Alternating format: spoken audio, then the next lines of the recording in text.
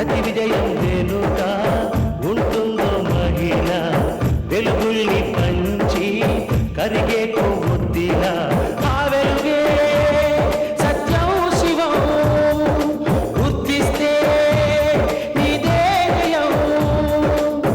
ఒక మగువ శాపంతో పసివాడే గగనం, ఒక మహిళ శపథంతో కొణికింది భువనం. మధురం నీ చరితం.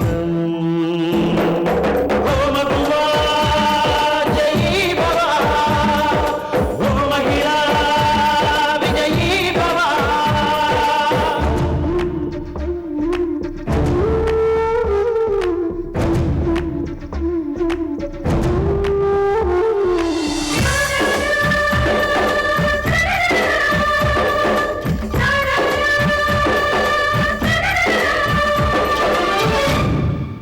ఒట్టి మాటతో ఒక్కనాటికి రాదు రాదు జయము, చిత్తశుద్ధితో చెమట వచ్చితే అందదా విజయము. పిడుగురాలిన అడుగు ముందుకు వేయునే ధైర్యము, మనసు చూపిన మార్గ మొదలక సాగని పయనము. అంతులేనిది నీ సహనము, సాటి లేనిది నీ త్యాగము. బతుకు బాటలో ఎన్ని వెతుకులాటలో, మలుపు మలుపున ఎన్ని ఆటుపోటులో, గెలుపే నీ ధ్యేయం. సాహసమే నీ ఆయుధం, సాధించే నీ ఆశయం. సాహసమే నీ ఆయుధం, సాధించే నీ ఆశయం. అత్తింటి బాధ్యతల తర్వాతే పుట్టింటి బాధ్యతలు, అది గుర్తుంచుకో.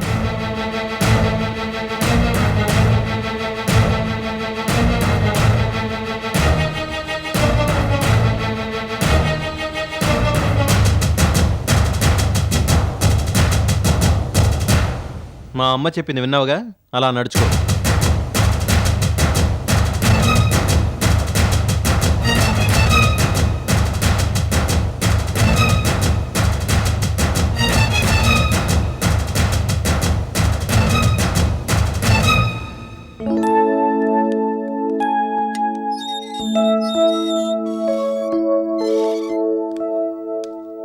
రా.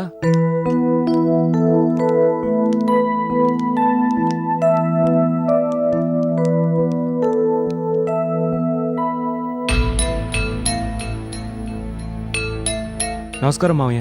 నమస్కారం.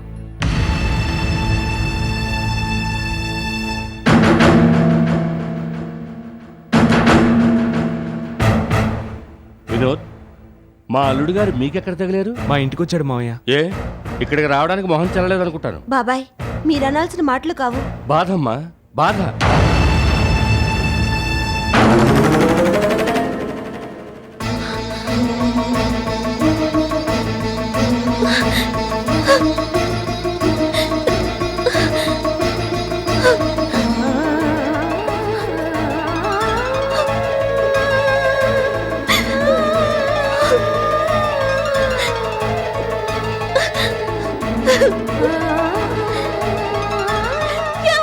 అనిత,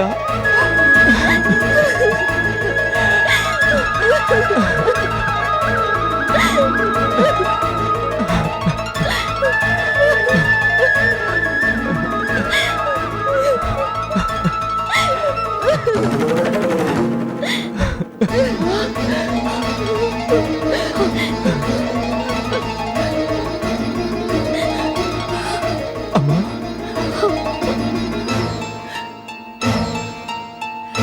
అమ్మా, నన్ను క్షమించమ్మా. బాలాజీ, అమ్మా, ఇల్లు విడిచి వెళ్ళిపోయాక నాకు ఇంటి విలువ తెలిసింది. నూతిలో కప్పలా ఉన్న నేను జీవితం అంటే ఏంటో తెలుసుకున్నాను.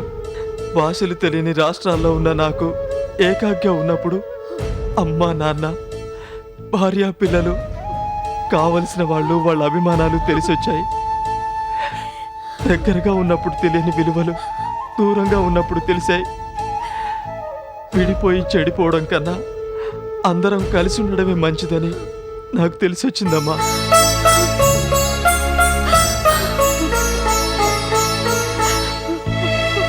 అత్తయ్య, బాలాజీ కాదు, మేము కూడా తెలుసుకున్నాం. ఇక నుంచి మీరు చెప్పినట్టే నడుచుకుంటాం. అమ్మ మాలిని, అనంతమైన ఈ కాలచక్ర పరిభ్రమణంలో పగలు రాత్రుల్లాగే కష్టాలు సుఖాలు వస్తూ పోతుంటాయని నేను చాలాసార్లు చెప్పాను. మనిషి అన్నాక తప్పు చేయడం సహజం, దిద్దుకోవడం దైవత్వం. ఇప్పటికైనా మీ తప్పును మీరు తెలుసుకున్నారు, చాలా సంతోషం.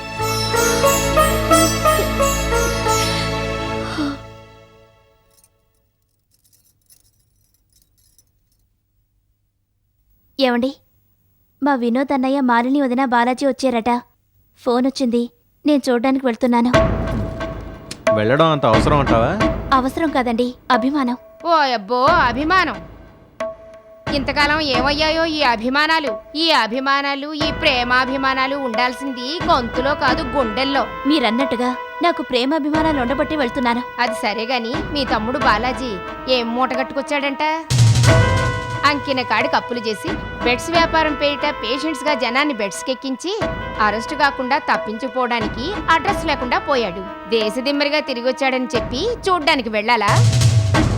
వేలు లక్షలు తెచ్చుంటే వెళ్ళొచ్చు, పూలమాలలు వేసి స్వాగత సత్కారాలు చెయ్యొచ్చు, తమ్ముడు అంటూ తెగ పొంగిపోవచ్చు, ఓ రోజు మన ఇంటికి భోజనానికి పిలవచ్చు. అంతేగాని పాపరై తిరుగుచున్నోడికి పలకరింపులేమిటి? హలో, మా అమ్మ చెప్పింది అర్థమైందా? అంటే మీకు డబ్బే ప్రధానమా? మాకే కాదమ్మా, ఎవ్వడికైనా డబ్బే ప్రధానం. డబ్బును బట్టే అన్నీను. మీ అభిప్రాయం తప్పు. ప్రేమ అనురాగాలను డబ్బుతో ముడిపెట్టకండి, డబ్బుతో కొలవకండి, డబ్బుతో తూయకండి. ఓసి నా పిచ్చి కోడ్లా, నువ్వింకా ఆ సిద్ధాంతాలతో ఉండబట్టే మేమింకా ఇలానే ఉన్నాం. నువ్వేంటి, నేనేంటి, తల్లేంటి, తండ్రేంటి, ఎవరైతే ఏంటి, సర్వం డబ్బుతోనే ముడిపడి ఉంది. ఇప్పుడు నువ్వు బాలాజీని చూడ్డానికి వెళ్ళావనుకో, వాడు నీకు 5 లక్షలు ఇచ్చాడనుకో, వాడి మీద నీకు సోదరు ప్రేమ తెగ పెరిగిపోతుంది. మేము అడిగినప్పుడల్లా పుట్టింటి నుంచి లక్షలకు లక్షలు నువ్వు తెస్తున్నావనుకో, ఎక్కడ లేని ప్రేమ నీ మీద నాకు పుట్టుకొస్తుంది. మీ మనస్తత్వాలు, మీ ఆలోచనలు వేరు. మీతో నేను ఏకీభవించలేను. వెళ్ళొస్తాను. ఆగో, నా మాటన్నా నీ మొగుడి మాటన్నా నీకు లెక్కలేదన్నమాట. లెక్క చేయకుండా నేను వెళ్ళడం లేదు. లెక్క చేయకుండా వెళ్తున్నానని మీరు అనుకుంటే అది నా తప్పు కాదు. నా లెక్కలో ఎప్పుడు 2-4. ఒరే ఒరే, చూసావట్రా నీ పెళ్ళానికి ఎంత పొగరం?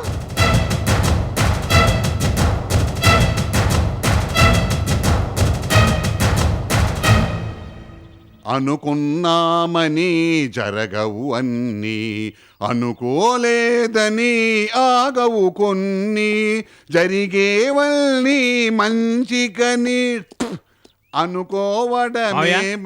మీరు ఇలా పాటలు పాడుకుంటా వైన్ షాప్కి వెళ్ళండి, నేను మూర్తి మావి ఇంటి వరకు వెళ్ళొస్తా. ఎవడో ఆ జాతకరత్న మూర్తింటిగా? అవును. దేనికి? ఏదైనా జాతకం చూపించుకుందాం అనుకున్నావా? అబ్బా అదేం కాదు మావయ్య, మా చిన్న తమ్ముడు బాలాజీ వచ్చాడంట. ఎవరు? ఆ ఆఖరోడు, ఆ పొట్టోడు వచ్చాడా? అవును, వాన్ చుట్టానికి వెళ్తున్నాను, వెళ్ళొస్తాను. ఇదిగో, తమ్ములుంగారు వచ్చారని అన్నలుంగారు ఆనందపడిపోవడం సహజమేనయ్యా, కానీ ఆ ఆనందంతో పాటు కొన్ని చిక్కులు కూడా ఉన్నాయి. ఏంటది? నువ్వు మీ తమ్ముడు చూడటానికి ఆ జాతకరత్న మూర్తింటికి వెళ్ళావనుకో, అక్కడ మీ తమ్ముడు కోసం కాసు కూర్చున్న అప్పుల రాజులు మహారాజు అయిన నిన్ను పట్టుకుంటారు. ఇప్పుడు మీ ఫ్యామిలీలో నువ్వే కదా సౌండ్ పార్టీ. పట్టుకున్నంత మాత్రాన నేను ఇచ్చేస్తానా? అంత వెరువాళ్ళ కనబడుతున్నానా నేను? మరి ఆ? తమ్ముడు సెంటిమెంట్ తో కదా ఇప్పుడు నువ్వు ఆయన చూడటానికి వెళ్తున్నావు. ఆ తమ్ముడి సెంటిమెంటే నిన్ను కమిట్ చేయించే ప్రమాదం ఉంది. చూడలుడు, ఆ బంధుమిత్ర మూర్తిగాడు మెమ్మని, మీ అమ్మమ్మని, మీ చెల్లెల్ని, మీ మరదల్ని, అడబాలవారి తొలివారసుడు బుడ్డోడు అదేనయ్యా ఆ బాలాజీ గారి కొడుకుని, ఇప్పుడే దిగిన బాలాజీని అందరినీ పోషిస్తున్నాడు కదా. రేపు ఆ దెబ్బరొట్టి మాలిని, దాని మొగుడు వినోద్ గాడు దిగబడ్డారనుకో, వాళ్ళకు కూడా ఇంత పిండ కూడా పెట్టాలి కదా. ఎంతకాలం పోషిస్తాడా వీళ్ళందరినీ? వాడేమైనా కర్ణుడా, కుబేరుడా? వాడు కొంపేమన్నా ధర్మసత్రమా? ఓ వారం రోజులో 10 రోజులో పోషించి వాడి వల్ల కాక చేతులు ఎత్తేస్తాడు. ఆ తర్వాత ఆ ఉన్న కొంప కాస్త అమ్ముకుని పెళ్ళాంతో కలిసి ఏ కాశీయో రామేశ్వరమో వెళ్ళిపోతాడు. ఆ తర్వాత ఆ మందనందరినీ తీసుకొచ్చి పోషించవలసిన బాధ్యత నీ మీద పడుతుంది. అందుకని అక్కడికి వెళ్ళే ఆలోచన మానుకో. తర్వాత ఎప్పుడో మన పరిస్థితులు బాగున్నప్పుడు, మన చేతికి మట్టింటున్న స్థితిలో ఏదో చుట్టం చూపుగా పలకరింపుకు వెళ్తే సరిపోతుంది. ఏంటలుడు ఆలోచిస్తున్నావు? చూడు, మన ఇద్దరం కలిసి ముందు కొట్టి చాలా కాలమైంది. సరదాగా గ్లాసులు అడుగుదాం పద. ఏంటి పట్టపగలే? వారి పిచ్చోడా, మొదటి పెగ్ అయిపోయి రెండో పెగ్గులోకి ఎంటర్ అయిపోయామనుకో, పగలేంటి రాత్రి ఏంటి? పగలే వెన్నెలా జగమే ఊయలా కదలే ఊహలకే కన్నులుంటే. మాయ.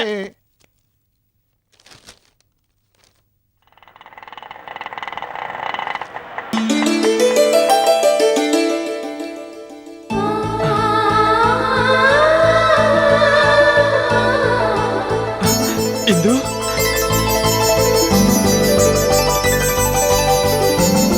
ఇందు బాగున్నావా? బాగున్నాను, నువ్వెలా ఉన్నావు? ఆ,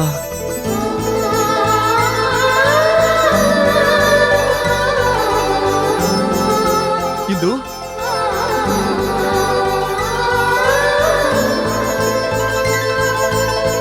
బాగున్నావా? ఇందు బాగున్నాను. వదినేది? ఆ, ఇక్కడున్నాను. వదినా, నువ్వెప్పుడొస్తావా అని ఎదురు చూస్తున్నాను. అంత ప్రేమున్న వాళ్ళు మా అత్తగారింటికి రావచ్చుగా? అమ్మో, మీ అత్తగారా? మీ అత్తగారి కన్నా మా అమ్మ 1000 టైమ్స్ బెటర్. ఇప్పుడు మా అత్తగారు పూర్తిగా మారిపోయింది ఇందు. మా అత్తగారు మాత్రం చస్తే మారదు. నువ్వు తలుచుకుంటే మార్చడం ఎంతసేపు? ఎందు చిపో. ఏంటి చిపో? బామ్మ, ఇందు రాకతో ఇంటికి కొత్త కళ వచ్చింది.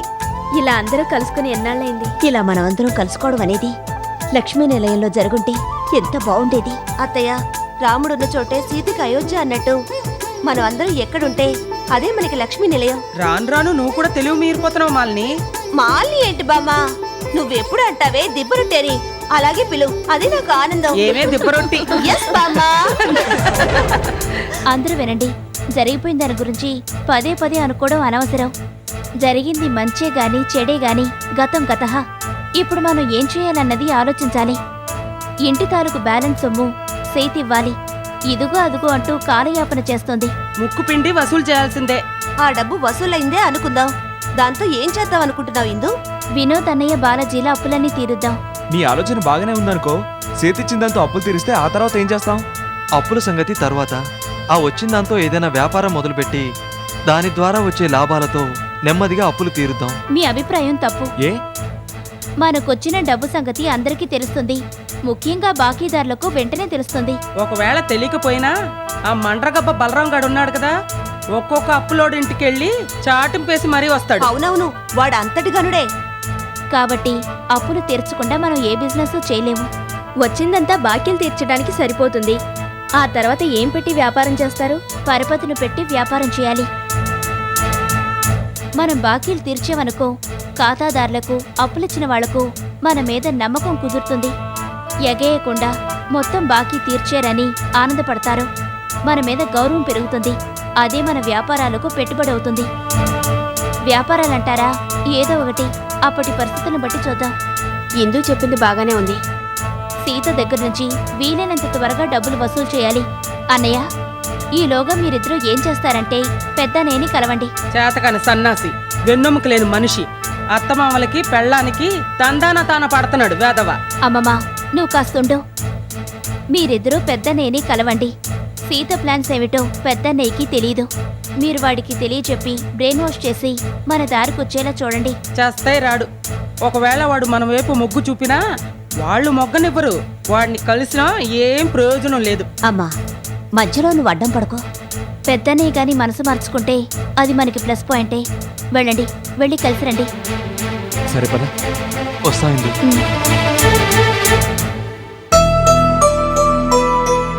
అమ్మా, వచ్చి చాలాసేపు అయింది. నేను కూడా బయలుదేరతాను. సరేమ్మా. వస్తానమ్మమ్మా, వస్తాను.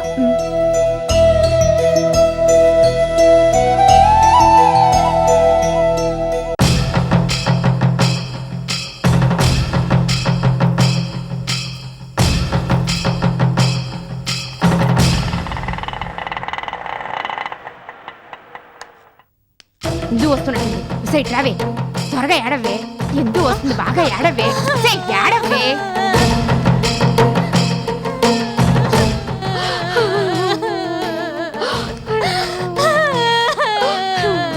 చాలే ఆపండి.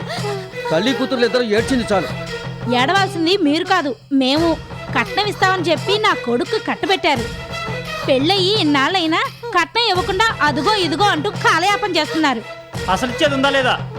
అల్లుడు గారు మీరే అలా అంటే ఎలా? ఇవ్వడానికి మా దగ్గర ఏముంది? ఆపవమ్మా నీ డ్రామాలు నాటకాలు. బంగారు బాతు లాంటి కోడలను తెచ్చుకొని మా దగ్గరే ఉందంటూ సన్నాయి నొక్కులు నొక్కుతావా? పైగా ముసలి కన్నీరు గారుస్తావా? అయ్యో మీరు అనుకున్నట్టు మా కోడలు బంగారు బాత్ కాదండి. నీ కోడలు బంగారు బాతో కాదో నాకు తెలుసులేవమ్మా. అక్కడేమో లక్షలు లక్షలు తెచ్చుకున్నారు, మాకేమో మొండిచే చూపిస్తారా? ఇదిగో చూడండి, మనకి గొడవలు అనవసరం. మీకు 2 రోజులు గడువిస్తున్నాం. ఆలోగా మాకిస్తానన్న కట్నం డబ్బులు మా మొహాన పడేస్తే మీ పిల్లని తీసుకొని వెళ్ళిపోతాం. లేదంటే తీసుకెళ్లేది లేదు. పదండ్రా వెళ్దాం. అన్నయ్య గారు, వదిన గారు, మీకు ఇది న్యాయమా చెప్పండి. ఏమిటమ్మా చెప్పేది?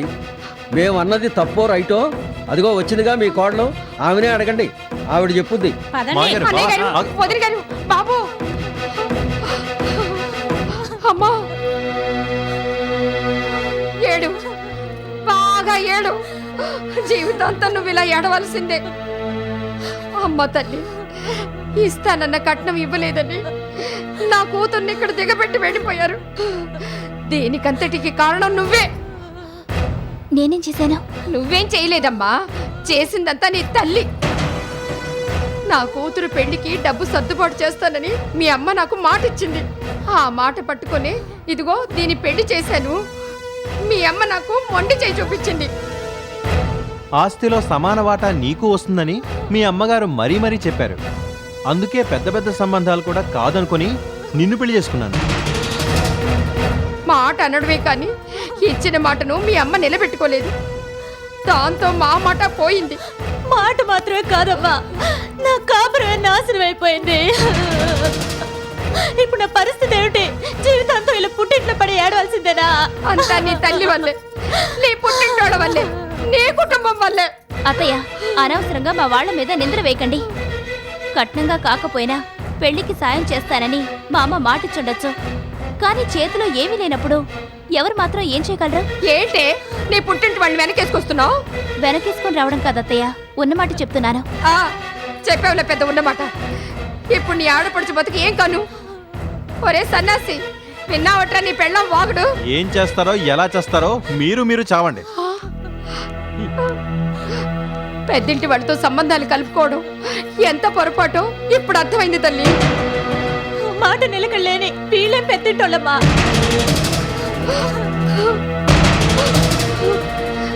వితంతువును చేసుకొని ఒక రకంగా కాదు అన్ని రకాలుగా అనుభవిస్తున్నాను. అయ్యో కర్మ కర్మ.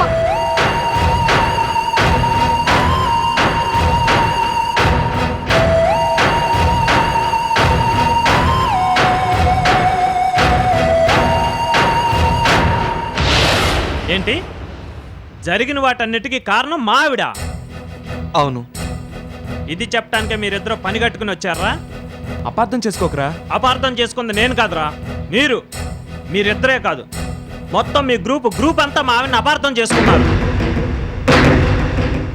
ఒరే వినోద్, బాలాజీ, మన ఇంటిని మా ఆవిడ అన్యాయంగా కొట్టేయలేదురా. అలాగని బహుశా అమ్మమ్మే మీకు నూరు పోసుంటుంది.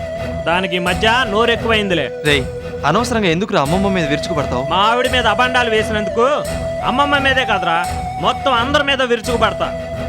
ఎవడి పిల్లం వాడి గొప్పతన్న ఉద్దేశంతో నేను నా పిల్లని వెనకేసుకు రావడం లేదు. అది చేసిన దాంట్లో నిజాయితీ ఉందిరా. ఏంటా నిజాయితీ? ఒరే బుద్ధి తక్కువ సన్నాసి, సమయానికి సీత కనుక మన ఇంటిని దక్కించుకోకపోతే రామచంద్ర సేటు ఎగరేసుకుపోయి ఉండేవాడు. ఆ సేట్ అంత మోసగాడేం కాదురా. మా ఆవిడ కూడా మోసం చేయాలని అనుకోలేదే. చెప్పుడు మాటలు విని మీ వదిన అపార్థం చేసుకోకండి. సరే, నువ్వు చెప్పేది కరెక్టే అనుకో. మూడో వ్యక్తి పరం కాకుండా మన ఇంటిని కాపాడింది. అప్పుడు మీ ఆవిడ ఏం చేయాలి? అమ్మను అమ్మమ్మను మనందరినీ తీసుకెళ్లి మన ఇంట్లో ఉంచాలిగా. అలా ఎందుకు చేయలేదు? కష్టాల్లో ఉన్న లక్ష్మీ నాన్నగారు ఆదుకోలేదా? తను చంపడానికి కత్తిగట్టిన బలరామాయని క్షమించి మన ఇంట్లో ఆశ్రయం ఇవ్వలేదా? నాన్నగారు ఆదుకోకపోతే వాళ్ళకి బతుకుండేదా మెతుకుండేదా? డిప్లొమసీ ప్లే చేసి డివైడర్ రూల్గా లక్ష్మీ గార్మెంట్స్ ఫ్యాక్టరీ షేర్స్ విషయంలో సీతోదిని నాటకాలు ఆడుతుందా? కావలసిన వాళ్లకు అన్యాయం చేస్తుందా? మనం ఒకటి, మనలో మనకి గొడవలు ఎందుకు అనుకోవచ్చుగా. ఇంటి తాలూకు బ్యాలెన్స్ సొమ్ము అమ్మకి ఇవ్వాలంట కదా, ఇంతవరకు ఎందుకు ఇవ్వలేదు? ఇదిగో అదిగో అని తిప్పడం దేనికి? మీ ఆవిడ వ్యవహారం చూస్తుంటే ఏదో విధంగా ఎగ్గొట్టాలని చూస్తున్నట్టుంది. నువ్వు ఇప్పుడు ఏం చెయ్యక్కర్లేదు గానీ ఆ బ్యాలెన్స్ డబ్బులేదో అమ్మకిప్పించు. తగాదాలు వాయిదాలు లేకుండా సెటిల్ చేయడం మంచిది.